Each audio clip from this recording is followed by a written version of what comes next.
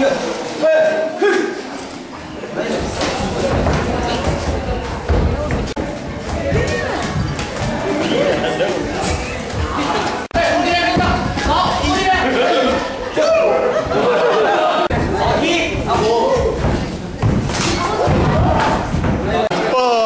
I'm Antonio Graceffo, Brooklyn Monk, a little bit tired. Now the plan tonight, I was supposed to fight 10 rounds, MMA, 2 minutes each against a whole bunch of different opponents.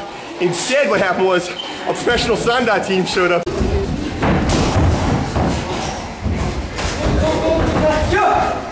Here, and I wanted fighting 2 rounds, professional Sanda against 2 fresh opponents. I've never done Sanda in my life, so it was pretty exciting.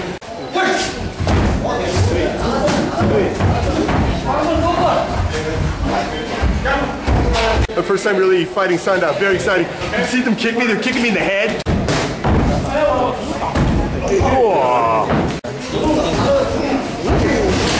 And it was like, wow. But my wrestling paid off. It's like, I'm not going to let you get a kick in. Good kicks.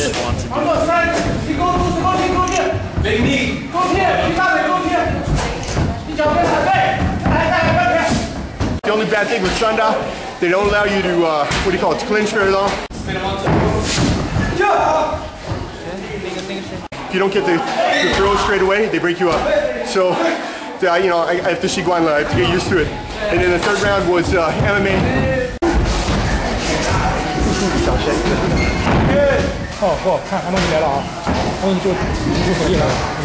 We did 1 round.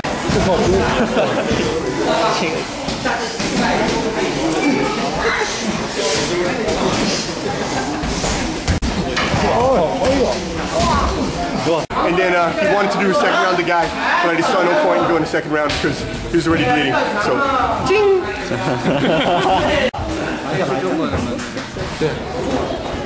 Yeah, no. Antonio gets hit in the face. Yep.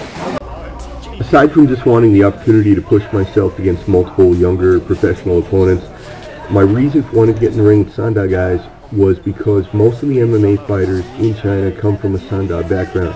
So the question always is, can the grappler get the Sanda guy to the ground before the Sanda guy kicks the grappler's head off? Because these guys have incredibly powerful kicks and they're used to knocking guys out with their kicks. So my goal tonight was simply, you know, just to see, can I weather the storm? Can I take the kicks? Can I absorb them? Can I block them? Can I catch them? And can I get the guy to the ground?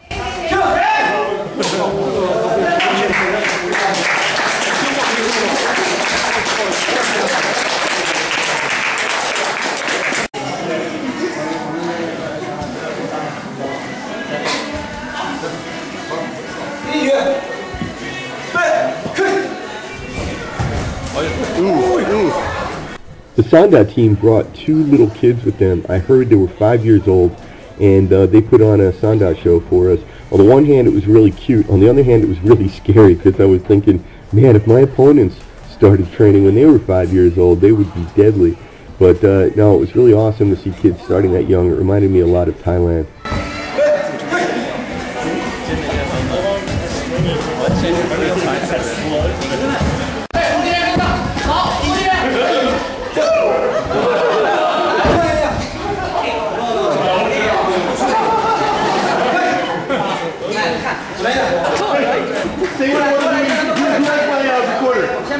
Okay, is it recording?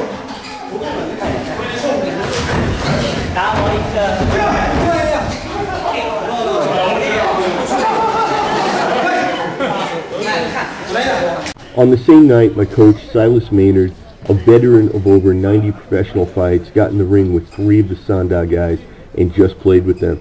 Silas has a really weird... He has a really weird fighting style. His background is karate, so he's got an odd foot placement. His stance is really strange, which makes him difficult to take down, and he uses a wide open boxing stance where his arms are wide apart with his lead hand straight out in front, and when you box him, you will deceptively believe that you should just go in and hit him in the face because he's open, but actually it's just the way he boxes him, and if you do go inside, you're going to get clobbered. And he just played with these guys. I mean, he was laughing the whole time, knocking them down and knocking them around the ring. Silas is really he's no joke, man.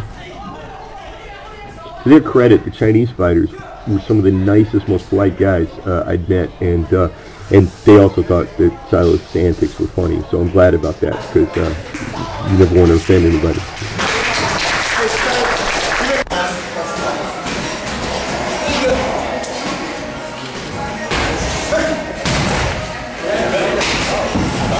This guy's not ready at all. No.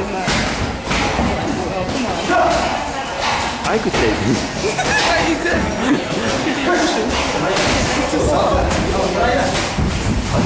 I will break out my sword and... Oh, that's a good one! In an actual Sanda context, I'm at a tremendous disadvantage because you're only allowed to clinch for about 3 seconds in Sanda before they'll break you up if you don't get the throw. But in MMA, we're allowed to clinch for up to 30 seconds. So that's a huge advantage to me, which means if I just can hold on to the guy, even if I have to struggle to get him to the ground, I've got about 30 seconds to get him down and to neutralize his ability to kick me.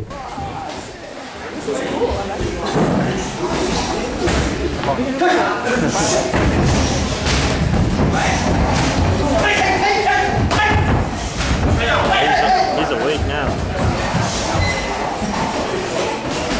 What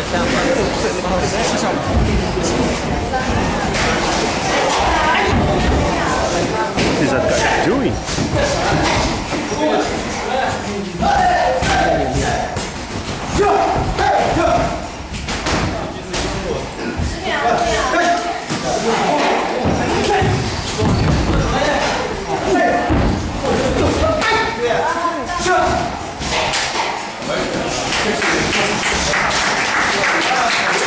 Silas is really amazing, and he is just playing with that guy. He's not trying to hurt him. He is really something. That weird karate style, that weird open boxing style, just affords him so many opportunities and allows him to avoid getting hit. One of the unique aspects to being an MMA fighter is that all these guys, whether it be Silas or any of my other friends who are fighting MMA, to make a living, they have to be willing to fight pretty much any code. They would go into Muay Thai fights, they go into Sanda fights, they go into MMA fights, they do submission wrestling.